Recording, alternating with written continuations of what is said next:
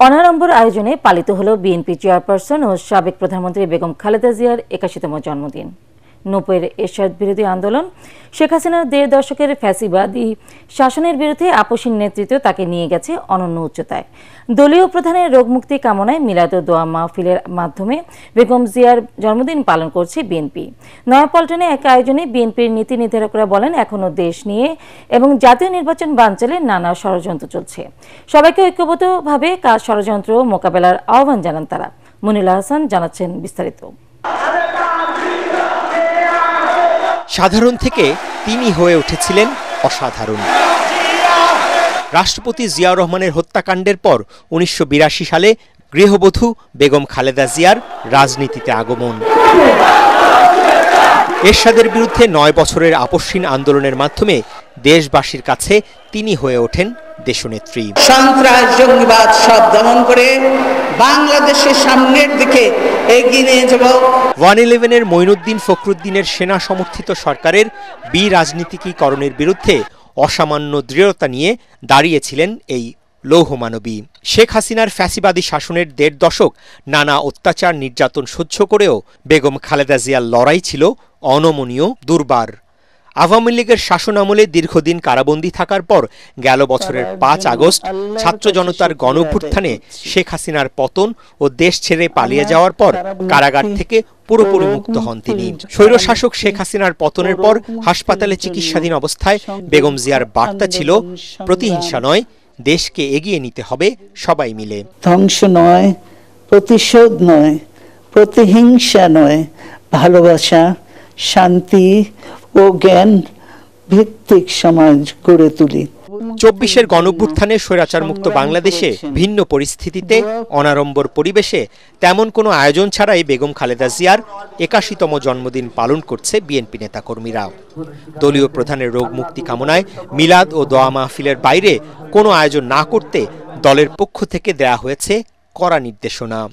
নয়াপল্টনে দোয়া মাহফিলে বিএনপির শীর্ষ নেতারা বেগম জিয়ার রাজনৈতিক জীবনের নানা ত্যাগ সংগ্রামের কথা তুলে ধরেন। দেশনেত্রী বেগম খালেদার উদাহরণ এক খালেদাই মাত্র, তার কোনো উদাহরণ নাই।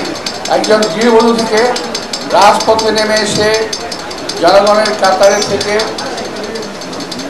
সকল মানুষকে সঙ্গে নিয়ে সংগ্রাম করে এই দেশটাকে, এই দলটাকে এগিয়ে নিয়ে গেছেন, এটা ভাষায় প্রকাশ করা যাবে না।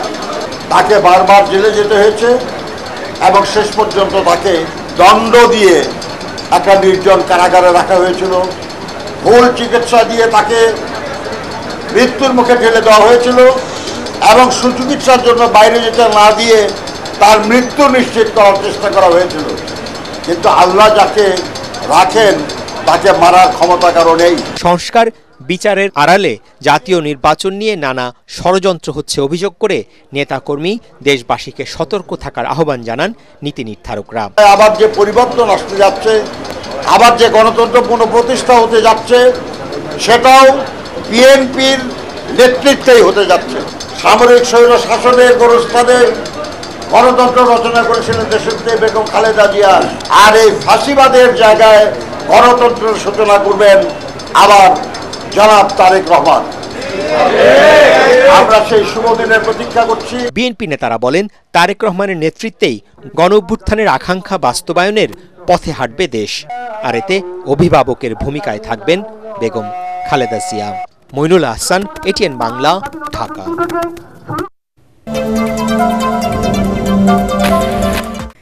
প্রধান উপদেষ্টার মালয়েশিয়া সফর এলডিসি থেকে উত্তরণের পর দেশের অর্থনীতি সমৃদ্ধ করতে গুরুত্বপূর্ণ ভূমিকা রাখবে বলে আশা করছেন বিশ্লেষকরা। তারা বলছেন, অভিবাসন খাতে সফলতা না এলেও অন্য যেসব বিষয়ে সমঝোতা হয়েছে তাতে আগামীতে দুদেশের অর্থনীতি আরও বেগবান হবে। তবে এই সম্ভাবনা কাজে লাগাতে বিনিয়োগ বান্ধব পরিবেশ নিশ্চিত এবং আমলাতান্ত্রিক জটিলতা দূর করার তাগিদ দিয়েছেন বিশেষজ্ঞরা। ইমদাদুল্লাহ বাবুর রিপোর্ট। মালয়েশিয়ায় প্রধান উপদেষ্টার ৩ দিনের রাষ্ট্রীয় সফরে এবার ব্যবসা, জ্বালানি এবং শিক্ষাসহ কয়েকটি খাতে সফলতা এসেছে। এই সফরে উচ্চশিক্ষা, কূটনীতিকদের প্রশিক্ষণ ও হালাল পণ্য এবং সেবার ক্ষেত্রে দুদেশ নিজেদের সহযোগিতায় নোট বিনিময় করে। আর ব্যবসা বাণিজ্য এগিয়ে নিতে মালয়েশিয়ার ন্যাশনাল চেম্বার অব কমার্স এবং Bangladesh federation of chamber and commerce ইন্ডাস্ট্রির সাথে দুটি সমঝোতা স্মারক সই হয়। এছাড়াও এলএনজি ও প্রতিরক্ষা সহ আরও 3টি খাতে সহযোগিতায় সমঝোতা স্মারক সই হয়েছে দুই দেশের। আমরা গ্রাজুয়েশনে যাচ্ছি, তখন গেলে আমরা এতদিন ধরে যেভাবে ব্যবসা বাণিজ্য করেছি পৃথিবীর সাথে, সেই ব্যবস্থাটা থাকবে না। মালয়েশিয়ার সাথে এফটিএ নিয়ে আলাপ আলোচনা করে আমার ধারণা যদি আমরা এফটিএটা করতে পারি, এটা আমাদের জন্য কিন্তু একটা নতুন ওপেনিং দেবে। এই বিষয়টা আমার কাছে মনে হয় একটা সামনের দিকে যাওয়ার একটা স্টেপ হিসাবে দেখতে পারি।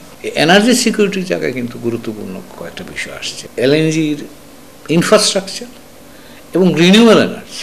বিনিয়োগ তো বললে আসবে না, বিনিয়োগ কিন্তু রাজনৈতিক বিষয় নয়, এটা অর্থনৈতিক বিষয়। বিনিয়োগের পরিবেশ যদি আমি তৈরি করতে পারি, তাহলে আমরা মালয়েশিয়ার বিনিয়োগ পাবেন। এটা ভালো দিক যে দেশের বিজনেসম্যান চেম্বারের ভিতরে আন্ডারস্ট্যান্ডিং হয়েছে, চেম্বারের মধ্যে যে মিটিংটা হয়েছে, সমঝোতা হয়েছে, এটা ফলো আপ হবে। ফলো আপ হলে তখন কোন ক্ষেত্রে কে বিনিয়োগ করবে সে একটা সুযোগ এসে গেছে মনে করি এই ভিজিটের মাধ্যমে। তবে বাংলাদেশের জন্য দ্বিতীয় বৃহৎ শ্রমবাজার মালয়েশিয়ায় অভিবাসন বিষয়ে আলোচনায় আসেনি কোনো অগ্রগতি। এই সমস্যাটা একদিনে হয়নি, বিগত 15-20 বছরের সমস্যা হয়েছে। এই প্রথমবার মিটিং হলো হাই লেভেলে, তো এর ফলো আপ হিসাবে হয়তোবা একটা সুযোগ তৈরি হবে বলে আমি মনে করি। আমি যেভাবে দেখি অভিবাসন প্রক্রিয়াটাকে, মালয়েশিয়ানটা কিন্তু একটু ভিন্নভাবে দেখে। তো কাজে আমার ধারণা এই কারণে এখানে খুব বেশি নাড়াচাড়া হয়নি, যা আছে চালু ওই অবস্থায় থাকুক। ব্যাচেলার্স বা শিক্ষিত যারা, তাদের জন্য ভিসার ব্যবস্থা একটা অভিবাসন একটা নতুন ডাইমেনশন হয়তো হবে। আমরা এটাকে শুধু টাকা আমদানির বিষয় হিসাবে দেখছি। এই অভিবাসীদের যাদেরকে পাঠাচ্ছি তাদেরকে যে আরও সক্ষম, আরও দক্ষ করে পাঠানো দরকার, সেই জায়গাটার প্রতি আমরা একদমই মনোযোগী না। সব ক্ষেত্রে সফলতা না এলেও বাংলাদেশ মালয়েশিয়ার মধ্যে গভীর ও দীর্ঘস্থায়ী বন্ধুত্ব আরও এগিয়ে নিতে সফরটি নিঃসন্দেহে বিশেষ গুরুত্ব রেখেছে বলে মত বিশ্লেষকদের। ইমদাদুল্লাহ বাবু, ATN বাংলা, ঢাকা। 6 বছর পর আগামী 9 সেপ্টেম্বর ডাকসু নির্বাচনকে ঘিরে ঢাকা বিশ্ববিদ্যালয়ের শিক্ষার্থীদের মাঝে দেখা দিয়েছে ব্যাপক উৎসাহ উদ্দীপনা। মনোনয়নপত্র সংগ্রহ জমাদানের 4র্থ দিনেও প্রার্থীরা স্বতঃস্ফূর্তভাবে রিটার্নিং কর্মকর্তার কার্যালয়ে ভিড় করেন। প্রধান রিটার্নিং কর্মকর্তা অধ্যাপক ডক্টর জসিম উদ্দিন জানিয়েছেন, জুলাই অভ্যুত্থানে অভিযুক্ত কোনো শিক্ষার্থী ডাকসু নির্বাচনে প্রার্থী হতে পারবেন না। মিজান শাহজানের রিপোর্ট। ডাকসু নির্বাচন দলীয় ব্যানারে না হলেও আলোচনার কেন্দ্রবিন্দুতে ছাত্রদল, ছাত্র শিবির ও গণতান্ত্রিক ছাত্র সংসদ। তবে তাদের কোনো সংগঠনই এখন পর্যন্ত প্যানেল ঘোষণা করেনি। আমার এটা ইচ্ছা, আমি ওই ইচ্ছাটা পূরণ করব। এখন এই ইচ্ছা পূরণ করতে গিয়ে হয়তো জয় পরাজয় থাকবে, যে কোনো একটা মেনে নিতে হবে। আমি এই সিস্টেমে আগাচ্ছি। মনোনয়নপত্র বিতরণ ও জমা নেয়ার 4র্থ দিনে প্রধান রিটার্নিং কর্মকর্তা অধ্যাপক ডক্টর জসিম উদ্দিন বলেন, জুলাই অভ্যুত্থানে অপরাধের সাথে যুক্ত কোনো প্রার্থীর পরিচয় নির্বাচনের আগের দিন শনাক্ত হলেও তার প্রার্থিতা বাতিল করা হবে। একটা লিস্ট অফ পিপল যাদের বিরুদ্ধে থানায় মামলা আছে, অভিযুক্ত যারা, তাদেরকে চিহ্নিত করা হয়েছে।